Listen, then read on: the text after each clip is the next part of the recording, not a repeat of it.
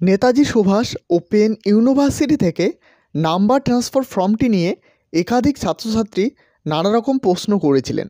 আজকের এই ভিডিওতে সেই বিষয়গুলোর উত্তর দেওয়ার চেষ্টা করব। প্রথমে বলে রাখি, নাম্বার ট্রান্সফারের দু রকমের ফর্ম রয়েছে, একটি হলো নিউ এবং অন্যটি হলো ওল্ড। অবশ্যই আপনারা আপনাদের স্টাডি সেন্টারে দেখাবে এবং সেখান থেকে যেই ফর্মটি নেওয়া হবে এবং সেটি ফিল আপ করে আপনাদের স্টাডি সেন্টারে জমা করতে হবে। এবং কিছু কিছু স্টাডি সেন্টারে ওল্ড ফর্মটিও নেওয়া হচ্ছে এবং নিউ ফর্মটিও নেওয়া হচ্ছে।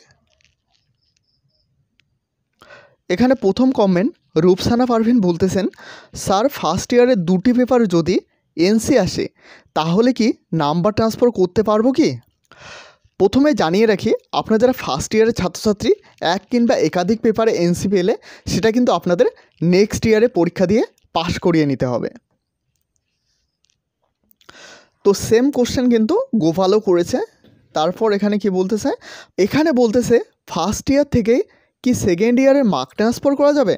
তো এখানে প্রথমে বলে রাখি, আপনাদের যে মার্কস ট্রান্সফার ব্যাপারটা, অর্থাৎ কোন পেপার থেকে আপনার মার্কস ট্রান্সফার করা হবে সেটা কিন্তু NSOU অর্থাৎ ইউনিভার্সিটি কিন্তু নির্ধারণ করে, অর্থাৎ কোন পেপার থেকে আপনার মার্কস ট্রান্সফার করা হবে।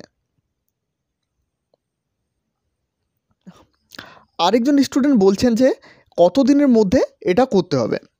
তো এটা জানিয়ে রাখি, অফিসিয়াল নোটিশে কিন্তু এটা জানিয়ে দেওয়া হয়েছে যে আপনাদের রেজাল্ট প্রকাশিত হওয়ার 60 দিনের মধ্যে কিন্তু আপনাদের এটা করতে হবে, অর্থাৎ নাম্বার ট্রান্সফার ফর্মটি ফিল আপ করে জমা করতে হবে।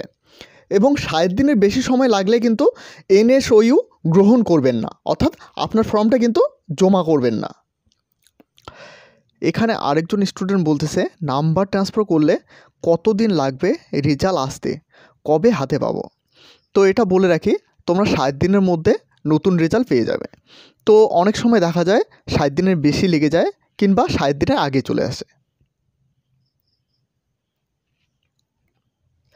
এখানে আরেকজন স্টুডেন্ট কমেন্ট করেছেন, স্যার নাম্বার ট্রান্সফারের ফর্মটা কবে থেকে দেওয়া হবে একটু জানাবেন।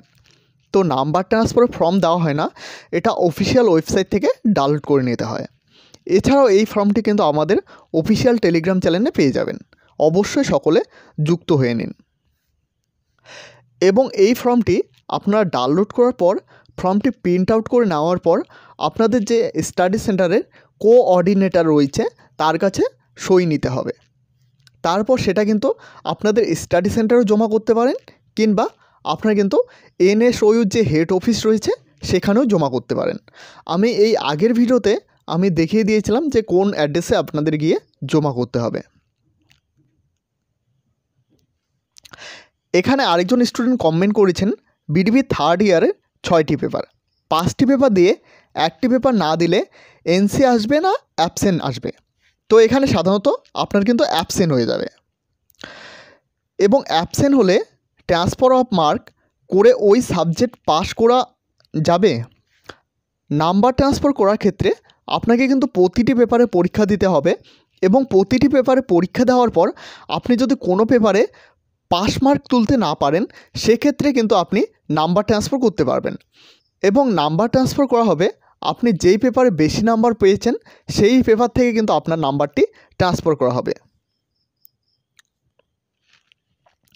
আরেকজন স্টুডেন্ট জানিয়েছে, স্যার 7 দিনের মধ্যে কি মার্কশিটটি স্টাডি সেন্টারে চলে আসবে?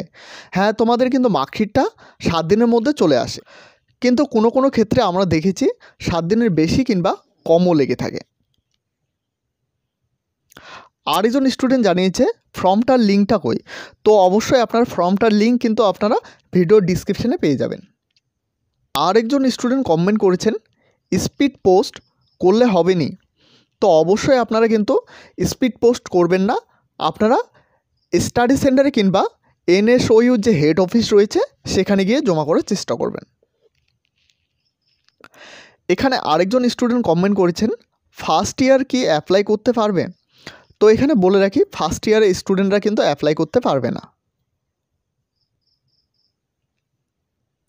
সেম প্রশ্ন কিন্তু আরেকজন স্টুডেন্ট করেছেন, রেজাল্টের পর কতদিনের মধ্যে এনসি ফর্ম জমা দিতে পারবো? তো রেজাল্টের পর কিন্তু আপনারা 60 দিনের মধ্যে কিন্তু আপনাদের জমা করতে হবে। এখানেও কিন্তু একই প্রশ্ন, first year student PG marks transfer করা যাবে? তো ফার্স্ট ইয়ার স্টুডেন্টের কিন্তু মার্কস ট্রান্সফার করতে পারবে না। এখানে আরেকজন স্টুডেন্ট কমেন্ট করেছে, স্যার আমি যে কোনো পেপার থেকে ট্রান্সফার করতে পারি। তো এক্ষেত্রে বলে রাখি, আপনার কোন পেপার থেকে নাম্বার ট্রান্সফার করা হবে এটার কিন্তু সিদ্ধান্ত NSOU নেবে। এখানেও same question, sir number transfer করার পর কত দিনের মধ্যে কলেজে মার্কশিট আসবে?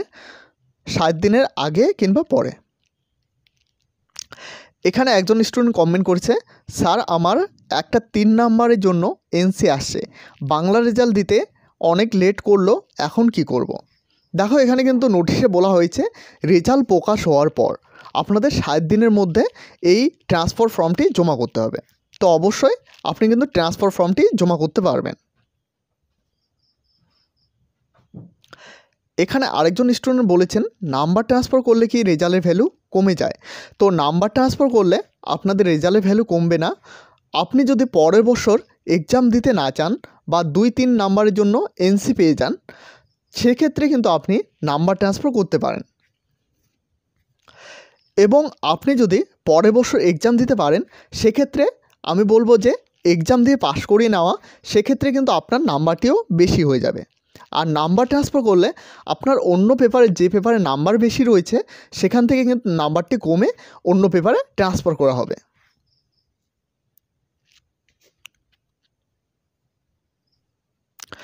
এখানে আরেকজন স্টুডেন্ট কমেন্ট করেছে, স্যার নাম্বার ট্রান্সফারের ফর্মটা কবে সাবমিট করতে হবে, মার্কশিট দেওয়ার আগে নাকি পরে? তো মার্কশিট দেওয়ার পরে কিন্তু আপনাদের নাম্বার ট্রান্সফার ফর্মটি সাবমিট করতে হবে। আরেকজন স্টুডেন্ট কিন্তু একই প্রশ্ন করেছেন, যেগুলো উত্তর দিলাম বাকি প্রশ্নগুলো কিন্তু একই প্রশ্ন করেছেন, তাই আর উত্তর দিলাম না। তো আশা করি এই ভিডিওটির মাধ্যমে আপনারা সমস্ত বিস্তারিত বিষয় বুঝতে পেরেছেন। এরপরেও যদি আপনাদের কোনো কিছু বিষয় জানার থাকে তো অবশ্যই কমেন্ট সেকশনে কমেন্ট করুন, এবং এই চ্যানেলে প্রথমবার হয়ে থাকলে অবশ্যই চ্যানেলটিকে সাবস্ক্রাইব করে সাথে বেল আইকন প্রেস করতে ভুলবেন না। এবং এখনও পর্যন্ত আমাদের অফিসিয়াল টেলিগ্রাম চ্যানেলে জয়েন না হয়ে থাকলে ভিডিওর ডিসক্রিপশানে লিঙ্ক দেওয়া রয়েছে, অবশ্যই গিয়ে জয়েন হয়ে নিন। তো ভিডিওটি শেষ পর্যন্ত দেখার জন্য অসংখ্য ধন্যবাদ।